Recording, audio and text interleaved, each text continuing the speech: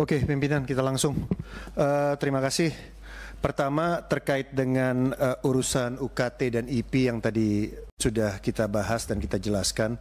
Bahkan kita sudah menerima aspirasi dari adik-adik mahasiswa. Tentunya di forum yang terhormat ini kita sama-sama memberikan penghargaan kepada adik-adik mahasiswa yang bahkan sempat dilaporkan ke polisi gitu ya.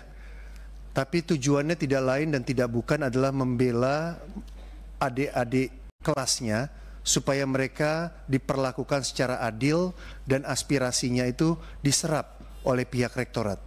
Yang saya sangat sayangkan adalah, karena waktunya singkat kita to the point aja langsung, adalah bagaimana mungkin Permen nomor 2 tahun 2024 yang diundangkan tanggal 19 Januari 2024 itu bisa menimbulkan kesalahpahaman di tingkat rektorat. Ini kan kalau rektorat ini kan rata-rata S3 semua ya, gitu ya. Bagaimana mungkin itu terjadi sehingga banyak sekali PTN-PTN yang tidak paham apakah memang tidak ada sosialisasinya kepada mereka, apakah tidak ada diskusinya dengan pihak rektoratnya sehingga menimbulkan kekisruhan seperti yang terjadi sekarang ini. Ya, ini yang menurut saya harus dievaluasi segera. Kalau memang nanti dalam konteks Mas Menteri dan jajaran akan memberikan jawaban terkait dengan keputusan desakan dari desakan dari Komisi 10 agar permen ini dicabut dan direvisi. Tapi tentunya saya juga ingin tahu kok bisa sampai rektorat ini tidak bisa mengimplementasikannya sehingga menimbulkan kekisruhan. Di mana yang salah? Ya, di mana yang salah? Nah, tentunya kita ingin agar pihak rektorat juga terutama rektor dan jajarannya di dalam terutama yang PTNBH ya, mereka punya kemampuan karena mereka sudah berbadan hukum gitu ya. Mereka tidak membebankan seluruh pemasukan dari universitasnya itu hanya dari UKT, BKT ataupun IP. Ini kita bicara tentang seorang rektor menjadi CEO dari universitas dan mereka kalau di bahasanya di swasta itu ada istilah new revenue stream. Ya. Harus ada new revenue stream yang menjadi KPI mereka ketika mereka sudah mengemban berbadan hukum. Kalau cara-caranya masih jadul, menurut saya pihak rektoratnya juga harus dievaluasi. Nah, untuk itu terkait dengan kita bicara saya pegawai juga ya. Banyak merangkum terkait dengan hal itu. Ini disampaikan kepada kami oleh adik-adik mahasiswa bahwa contoh kasus ya, calon mahasiswa baru dengan gaji orang tua 2 juta itu dikenakan UKT 8 yang angkanya 8,7. Dan mereka beranggapan bahwa ketika permen ini belum ada, UKT hanya sampai golongan 6. Tapi setelah adanya Permendikbud, UKT dibuka dengan golongan 12. Artinya ini kan penerjemahan dari pihak rektorat terhadap kebijakan yang baru. Inilah kualitasnya maksud saya. Kita harus sama-sama menyadari inilah kualitas dari rektorat dalam menerjemahkan permen. Yang korbannya adalah adik-adik mahasiswa, bahkan di tempat ini mereka dilaporkan ke polisi. Meskipun kemudian dicabut lagi, inilah yang harus kita sadari sama-sama. Kemudian mereka mengatakan bahwa ada 50 mahasiswa yang tidak bisa lanjut sebagai maba karena kasus ini. Jadi somewhere out there ada 50 mahasiswa yang tadinya mimpi untuk kuliah karena tidak paham. Ini saya nggak tahu nih mereka S berapa, ini bahasanya pakai bahasa apa gitu. Saya baca permennya saya aja paham gitu loh. Ya, ini kejadian seperti ini. Ini baru satu loh universitas. Tadi udah banyak dibaca sama teman-teman. Artinya apa yang mau saya sampaikan? Ya, ini nasib orang. Ini nasib keluarga. Ya, saya belajar banyak menjadi politisi di Dapil selama 5 tahun.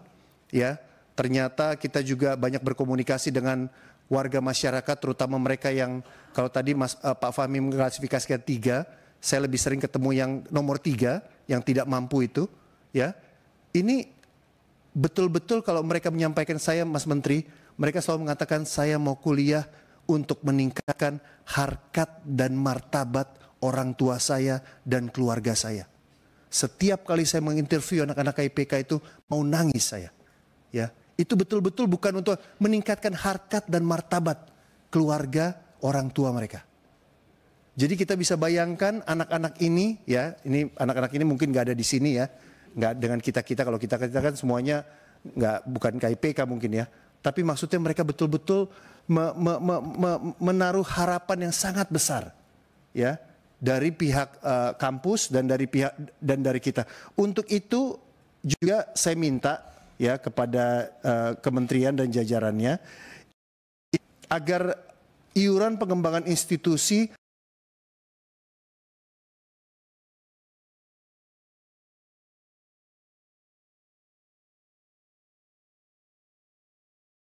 ini PTN menurut saya perlu diawasi, Saudara Dirjen juga harus bisa menyediakan ruang banding UKT bagi calon mahasiswa baru yang tidak sanggup untuk membayar UKT di PTN tersebut. Setiap pengajuan banding atau sanggahan terhadap UKT ini harus ditindaklanjuti secara transparan dalam waktu 1 minggu agar hasil banding bisa segera diketahui. Ini masukan dari bawah ini, ya, bukan pinter-pinternya saya, ya. Kalau kita menyerap aspirasi sebelum acara ini saya banyak menyerap aspirasi, ini masukan dari bawah, ya. Terhadap hasil banding UKT ini, PTN harus memberikan keringanan cicilan pembayaran terhadap UKT dan potongan UKT dengan persentase tertentu agar orang tua mahasiswa baru bisa tetap melakukan pembayaran dengan lancar. Ini aspirasi dari bawah terkait dengan UKT dan IP. Pimpinan saya minta waktu sedikit lagi terkait dengan KIPK, ya.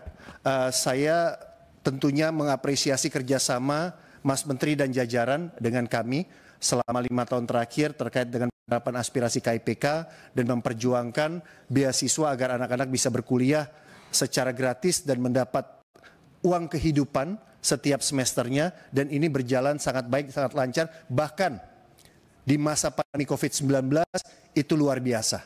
Ya, kerja-kerja kita itu sangat dirasakan, kalau saya menyebutnya di Jakarta. Ya, di pusat epicentrum pendidikan itu sangat dirasakan kerja dari kementerian dan kerja dari komisi. Namun demikian saya ingin menambahkan terkait dengan kesalahpahaman yang disampaikan oleh oknum dari staf pimpinan Mas Menteri waktu itu.